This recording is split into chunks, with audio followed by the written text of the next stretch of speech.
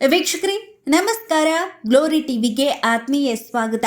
ವೀಕ್ಷಕರೇ, ನೀವು ಇದೇ ಮೊದಲ ಬಾರಿಗೆ ನಮ್ಮ ಚಾನೆಲ್ನ ವೀಕ್ಷಣೆ ಮಾಡ್ತಾ ಇದ್ರೆ ಲೈಕ್ ಮಾಡಿ, ಶೇರ್ ಮಾಡಿ, ಸಬ್ಸ್ಕ್ರೈಬ್ ಮಾಡಿ.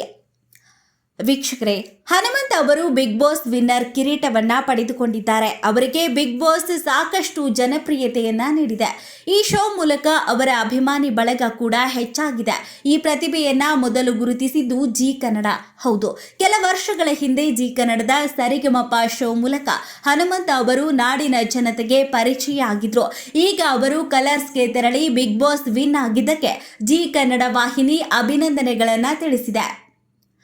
ಹನುಮಂತ್ ಅವರು ಕುರಿಯನ್ನ ಕಾಯುತ್ತಾ ಇದ್ರು. ಆಗ ಹಾಡುಗಳನ್ನ ಹಾಡುತ್ತಾ ಇದ್ರು. ಆ ಬಳಿಕ ಅವರು ಸರಿಗಮಪ ಸೀಸನ್ 15ರ ಸ್ಪರ್ಧಿಯಾಗಿ ಬಂದಿದ್ರು.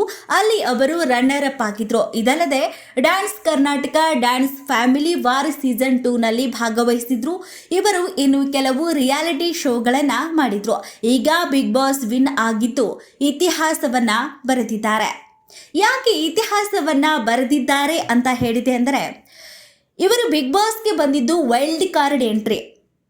ಈ ಮೊದಲು ಯಾವುದೇ ಸೀಸನ್ನಲ್ಲೂ ಕೂಡ ವೈಲ್ಡ್ ಕಾರ್ಡ್ ಎಂಟ್ರಿಯಾಗಿ ಬಿಗ್ ಬಾಸ್ ವಿನ್ನರ್ ಆಗಿರುವಂತಹ ಇತಿಹಾಸನೇ ಇಲ್ಲ.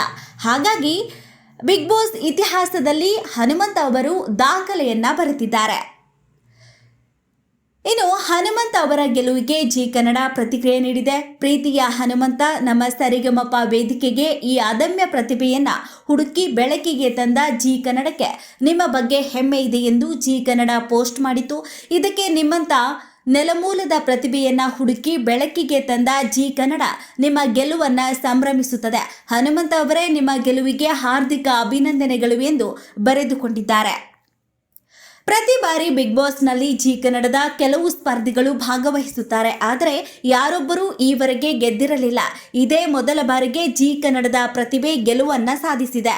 ಈ ಮೊದಲು ಹನುಮಂತನಿಗೆ ಜಿ ಕನ್ನಡದವರು ಹಣ ನೀಡಿಲ್ಲ ಎಂಬ ಸುದ್ದಿ ವೈರಲ್ ಆಗಿತ್ತು. ಆದರೆ ಅದರಲ್ಲಿ ಸತ್ಯ ಇಲ್ಲ ಎಂದು ಹನುಮಂತ ಅವರು ಹೇಳಿಕೊಂಡಿದ್ರು.